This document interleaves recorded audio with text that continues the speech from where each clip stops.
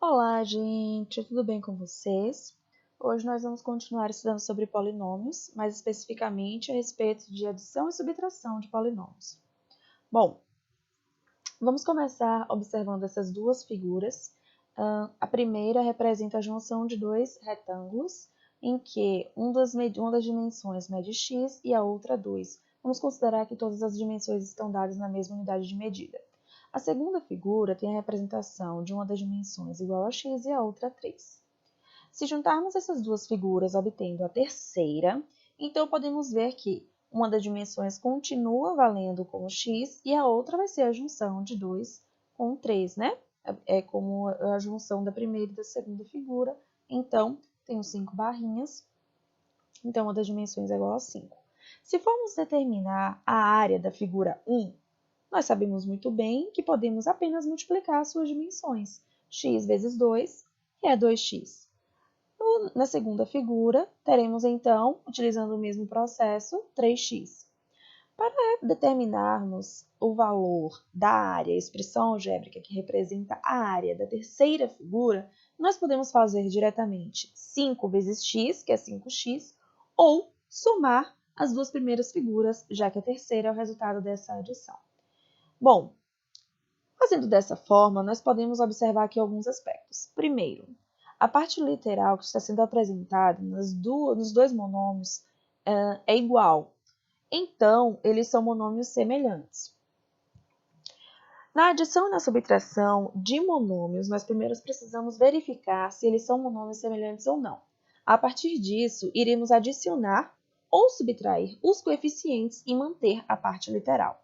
Quando tivermos monômios que não são semelhantes, então devemos deixar as operações de adição e de subtração indicadas, ou seja, não faremos nenhuma operação, tá?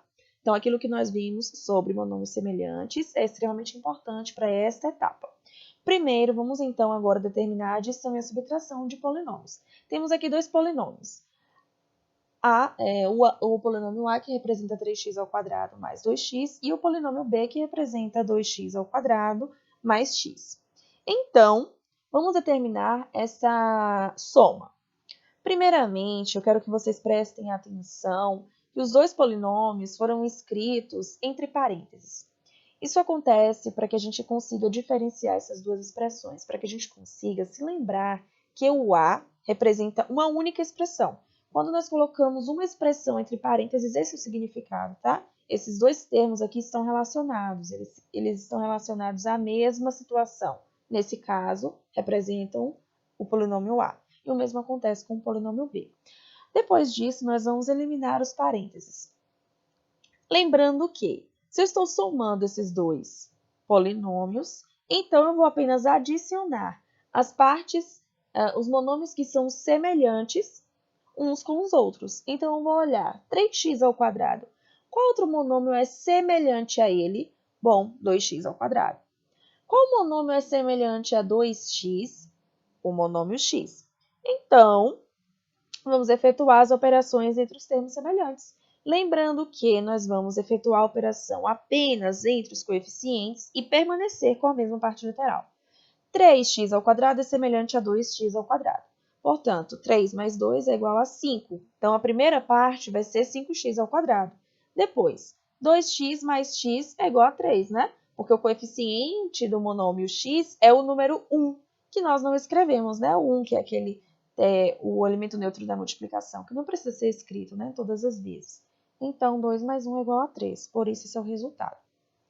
Agora, vamos ver um exemplo com a subtração. Quando nós estamos trabalhando com subtração, primeiro vamos indicar os polinômios entre parênteses, da mesma forma que fizemos no caso da adição. No caso da subtração, devemos ter um cuidado redobrado. Por quê? Estamos subtraindo o monômio A e o estamos subtraindo de A o polinômio B.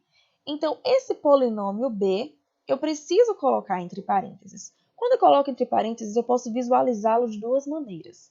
Primeiro, eu posso observar que, ao invés de eu olhar esse monômio, eu estou olhando o oposto dele, o seu simétrico. E nós sabemos que o simétrico de 2x ao quadrado é menos 2x ao quadrado e o simétrico de x é menos x. Uma outra maneira da gente analisar esse sinal é como se tivéssemos aqui, então, na frente desse parêntese, o número menos 1.